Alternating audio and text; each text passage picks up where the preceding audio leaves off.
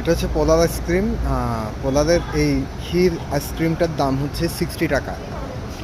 তো ভালোই লাগে আমার এটা খেতে, কিন্তু কথা আজকে এটা না, কথা হচ্ছে এই আইসক্রিমের মূল্য 60 টাকা, কিন্তু কুমিল্লার এই হাইওয়ে রেস্টুরেন্টে এটার দাম লাগছে 70 টাকা, মানে 10 টাকা বেশি। 1 টাকা 2 টাকা না, কিন্তু 10 টাকা ওরা এইভাবে বেশি রাখতে পারে এই এই রেস্টুরেন্টটা। আমি জানি এটা যদি কোনো ম্যাজিস্ট্রেটের চোখে পড়ে, আশা করি ওরা ব্যবস্থা নেবে।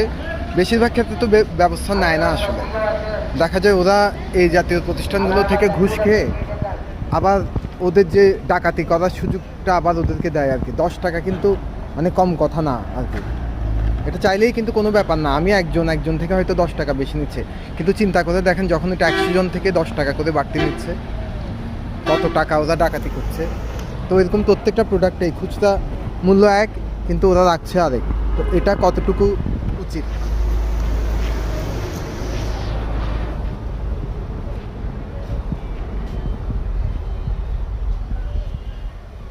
আমি স্থানীয় কর্তৃপক্ষের দৃষ্টি আকর্ষণ করছি।